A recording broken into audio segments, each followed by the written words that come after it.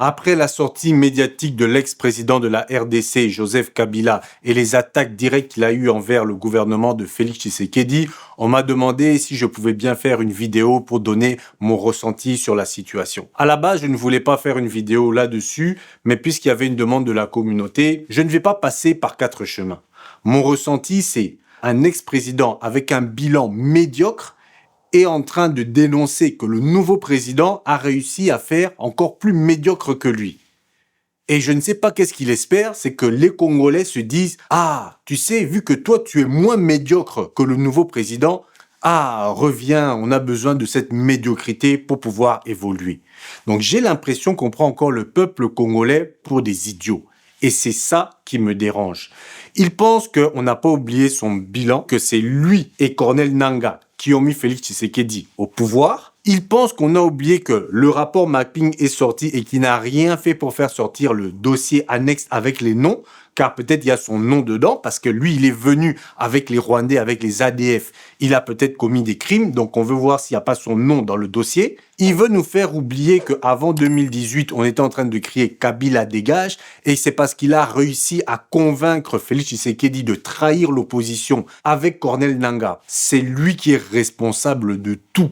C'est lui la base du problème. Et ce n'est pas parce que je critique le gouvernement de Félix Tshisekedi, les détournements de fonds et tout ce qui va, le désordre et puis l'incapacité de maintenir le pays, de protéger les frontières ou même juste de ramasser les poubelles dans Kinshasa, que je vais me dire, comme certains que j'ai entendus, qui allaient vers Corneille Nangaa en disant « Oui, mais c'est le seul qui peut déloger Félix Tshisekedi et après, quand il sera là, on va se débrouiller pour le chasser. » N'importe quoi, ça c'est de la trahison. Vous voyez bien qu'il est en train de tuer les personnes à l'Est.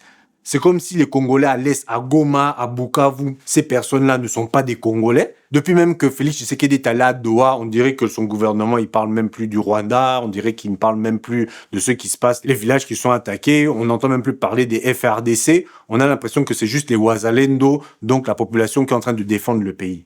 Et donc Joseph Kabila, point par point, il a commencé à dénoncer tout ce qu'on reprochait au président Tshisekedi, mais ce qu'il est en train de dénoncer, lui-même il faisait la même chose et c'est pour ça qu'on voulait qu'il dégage. Et donc ça, c'était mon premier ressenti. Ensuite, je me suis posé la question, est-ce qu'il s'adresse vraiment au peuple congolais ou il s'adresse aux personnes qui sont encore infiltrées dans le gouvernement et infiltrées dans l'armée pour les réveiller, pour les dire que voilà, maintenant je suis de retour, les traîtres et les personnes infiltrées, allez, vous vous réveillez et puis on chasse Félix Tshisekedi. Mais la population n'a pas oublié tout ce qu'il a fait. Alors je me dis peut-être qu'il s'adressait à ces personnes-là. Et il nous sort une liste, oui, les 12 points, comme si c'était les 12 travaux d'Hercule. Le travail hardi portera notamment sur les 12 points suivants. Mais là, j'ai plus l'impression que c'est une comédie, donc on va dire les 12 travaux d'Astérix. 1. Mettre fin à la dictature. 2. 3. A few moments later, 4. 5. 6. 2,000 years later, 7. 8. 9. 10. one eternity later, 11. 12. Ordonner le retrait sans délai de toutes les troupes étrangères du territoire national. Vraiment, je me suis dit, le Congo, on n'a pas de chance. Toujours les mêmes personnes, toujours les mêmes voleurs. Donc, on a toujours le choix entre la peste et le choléra. Les voleurs sanguinaires assassins ou bien les jouisseurs incompétents aussi assassins. C'est ça notre choix, la peste ou le choléra. Ça fait mal au cœur aux Congolais quand ils voient par exemple les personnes comme à l'AES qui sont en train de s'émanciper.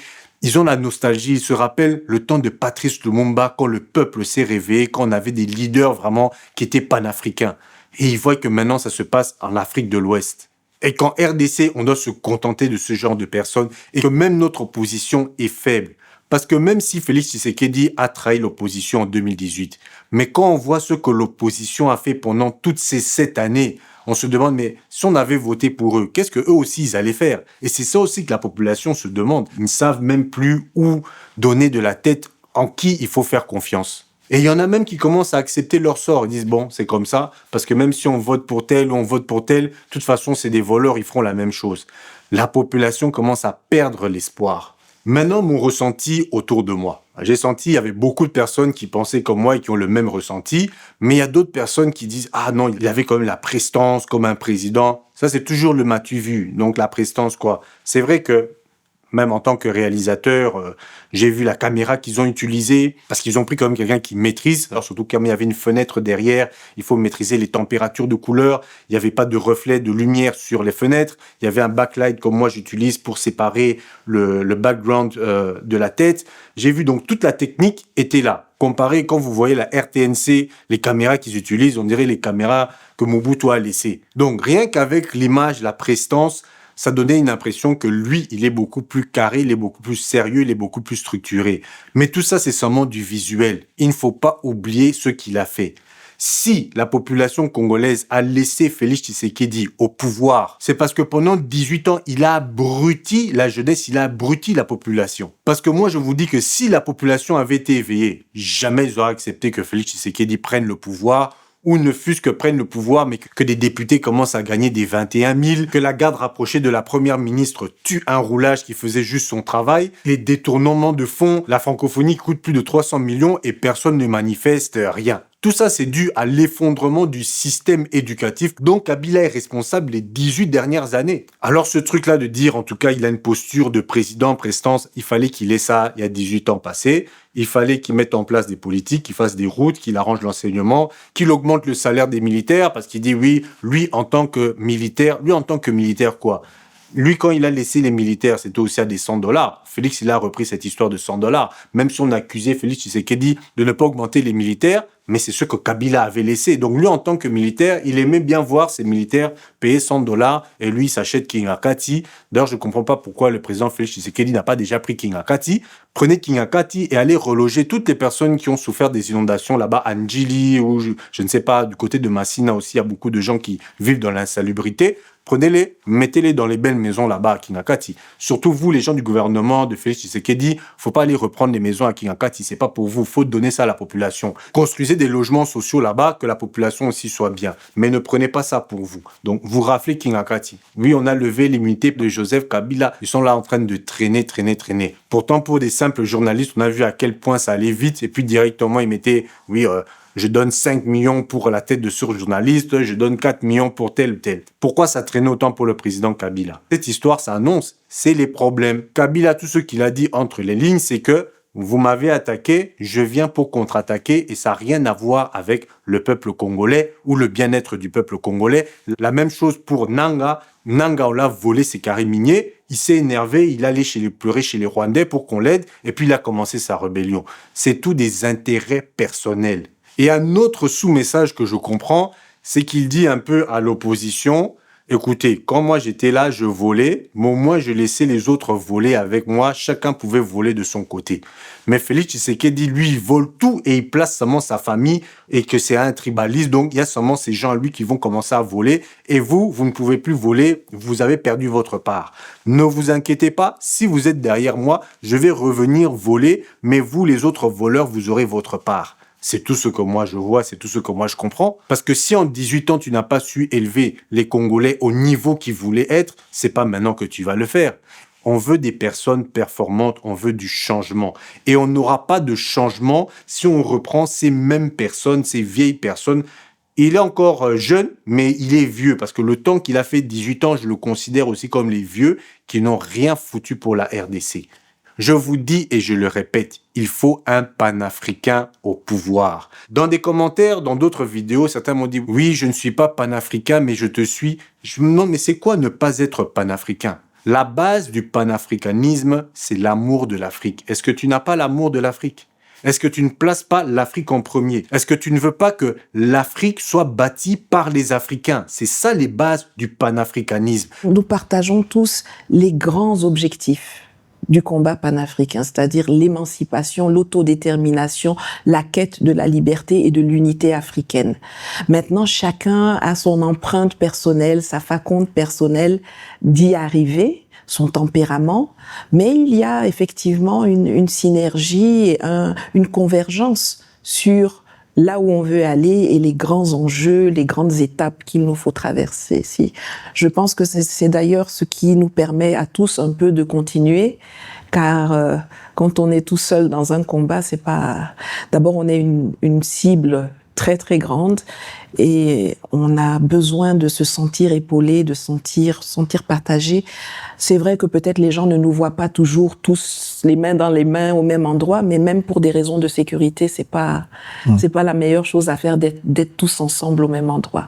Mais cette convergence existe et d'ailleurs j'en profite pour saluer mes camarades. Et quand quelqu'un me dit non, je suis pas panafricain, je dis tu es quoi alors? Parce que si t'es pas panafricain, moi je m'inquiète. C'est quoi? Tu es libéral, tu es capitaliste, tu es quoi? Chaque 17 janvier, vous fêtez qui? Patrice Lumumba, il était quoi? Il était pas panafricain. Sans Patrice Lumumba, est-ce qu'on serait libre?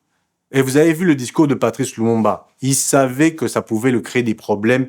Il s'est mis droit dans ses bottes. Il a attaqué le roi Baudouin. Il a dit les choses clairement.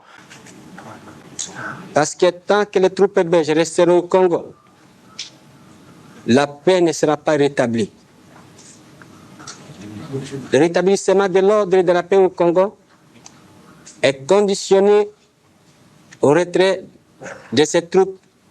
Mais si il s'est fait tuer, c'est pourquoi? Parce qu'il y avait toujours des traîtres entre nous. S'il n'y avait pas eu ces traîtres, il serait encore vivant, on aurait progressé. Regardez le général américain qui commence aussi pour essayer de tuer le capitaine Traoré. Pourquoi? Parce que le capitaine Traoré est un panafricain. Et s'ils essaient de le tuer, c'est que c'est un danger pour leurs intérêts à eux. Et on sait très bien que l'intérêt de l'Africain ne va pas de pair avec l'intérêt des Occidentaux. Ça peut pas aller parce que eux, ils sont dans le vol. Et les gens comme Kabila, comme Kagame, comme Félix Tshisekedi, c'est des personnes qui contribuent à ce vol de l'Afrique. Et donc, le message que j'ai à vous donner, n'allez pas chercher de l'espoir chez Joseph Kabila.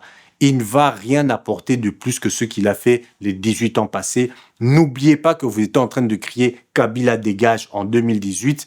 N'oubliez pas ça et ne perdez pas l'espoir au combat de fond. Il faut continuer le combat à partager nos idées et nos convictions. Parce que le problème en Afrique, quand vous avez des partis politiques ou des gens comme Joseph Kabila, ils viennent, ils disent voilà, ce qu'on va faire, c'est qu'on veut donner du travail aux gens.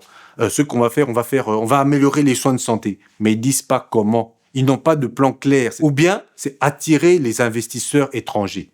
Non, vous ne savez pas faire les choses de vous-même. Vous ne savez pas, voilà, on va bâtir telle entreprise, qu'elle soit nationale, on va arranger les routes, on va arranger l'électricité, l'agriculture, etc. Avec des business plans bien établis. Non, eux, ils sont toujours, voilà, moi j'ai 12 plans, les 12 travaux d'Astérix, ça, toujours la bouche, on en a marre. Regardez le capitaine Traoré, regardez l'AES. Ils sont dans l'action. Ils commencent quelque chose et quand ils ont commencé, c'est à ce moment-là qu'ils disent voilà, on a commencé ça et puis ils montrent et il y a une continuité. En 2-3 ans, on voit les résultats. Pas tout le temps la bouche.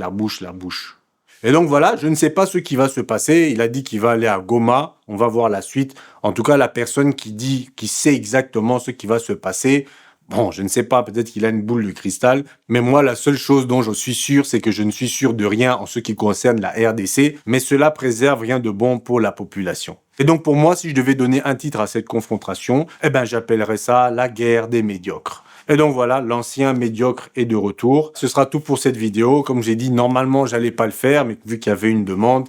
Et bon, alors j'en profite pour vous dire qu'il y a toujours la cagnotte pour le cinéma. Si vous voulez faire des dons, on est occupé à préparer le court-métrage. Donc là, maintenant, on commence vraiment à avoir besoin de financement pour pouvoir payer le matériel et pouvoir raconter nos propres histoires. Merci à tous ceux qui ont déjà fait des donations. On s'approche tout doucement de notre objectif. Et pour le reste, je vous dis à la prochaine et prenez soin de vos familles.